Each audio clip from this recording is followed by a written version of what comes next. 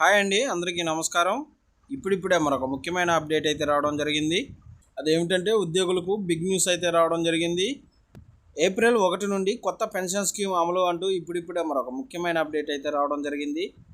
అయితే దీనికి సంబంధించి పూర్తి వివరాలు తెలుసుకోవాలంటే మన వీడియోని ఎక్కడ స్కిప్ చేయకుండా చూసినట్లయితే మనకు పూర్తి సమాచారం తెలుస్తుంది. ఇక లేట్ చేయకుండా వివరాల్లోకి వెళ్దాం. గత సంవత్సరం మోడీ ప్రభుత్వం యూనిఫైడ్ పెన్షన్ స్కీమ్ను ప్రకటించింది. ఇది కేంద్ర ప్రభుత్వ ఉద్యోగుల కోసం అత్యంత భద్రత కలిగిన పెన్షన్ స్కీమ్గా గుర్తించబడింది. ఈ కొత్త పెన్షన్ స్కీమ్ 2025 ఏప్రిల్ 1 నుండి కేంద్ర ప్రభుత్వ ఉద్యోగులకు అమల్లోకి రానుంది. కేంద్ర ప్రభుత్వ ఉద్యోగులకు ఈ స్కీమ్ ఒక రక్షణగా మారుతుంది. యూపీఎస్ ప్రధాన ఉద్దేశం ఉద్యోగుల భవిష్యత్తును మెరుగుపరచడం.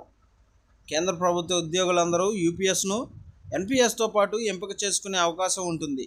యూపీఎస్ కింద 25 సంవత్సరాలు పనిచేసిన వ్యక్తికి రిటైర్మెంట్కు ముందు మొదటి 12 నెలలు సగటు ప్రాథమిక జీతం యొక్క 50% పెన్షన్గా చెల్లించబడుతుంది. ఇక 10 సంవత్సరాలు పనిచేసిన వ్యక్తికి కనీసం 10,000 నెలవారీ పెన్షన్ అందుతుంది. పెన్షనర్ మరణించిన సందర్భంలో కుటుంబానికి 60% చివరి పెన్షన్ విలువ కుటుంబ పెన్షనర్గా అందుతుంది.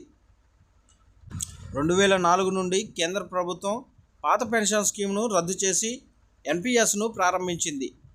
2009లో ఎన్పీఎస్ స్కీమ్ అన్ని పౌరులు, ఎన్ఆర్ఐఎస్, స్వయంగా ఉపాధి చేసుకునేవారు, అసంఘటిత రంగంలో పనిచేసే కార్మికులకు అందుబాటులోకి వచ్చింది.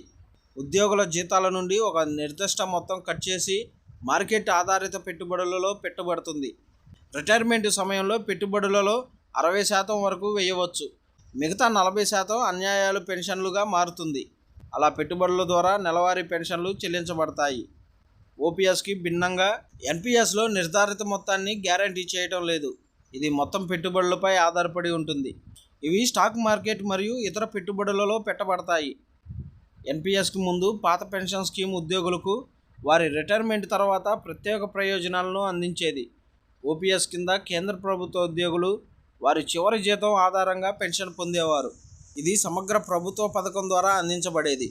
అంటే కేంద్ర ప్రభుత్వ ఉద్యోగుల నుండి ఎలాంటి సహకారం లేకుండా పాత పెన్షన్ స్కీమ్ కింద డిఆర్ సంవత్సరానికి 2 సార్లు పెంచబడింది. మరియు పెన్షనర్ మరణించినప్పుడు కుటుంబానికి పెన్షన్ డబ్బు అందేది. కానీ తరువాత కేంద్ర ప్రభుత్వం ఈ పద్ధతి కొనసాగిస్తే ప్రభుత్వ ఖజానాకు భారీ ఒత్తిడి ఉంటుందని భావించింది.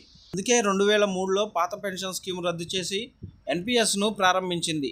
తర్వాత వివిధ ఉద్యోగి సంఘాల ఆందోళనల తర్వాత కొన్ని రాష్ట్రాలు పాత పెన్షన్ స్కీమ్ను తిరిగి ప్రారంభించాయి.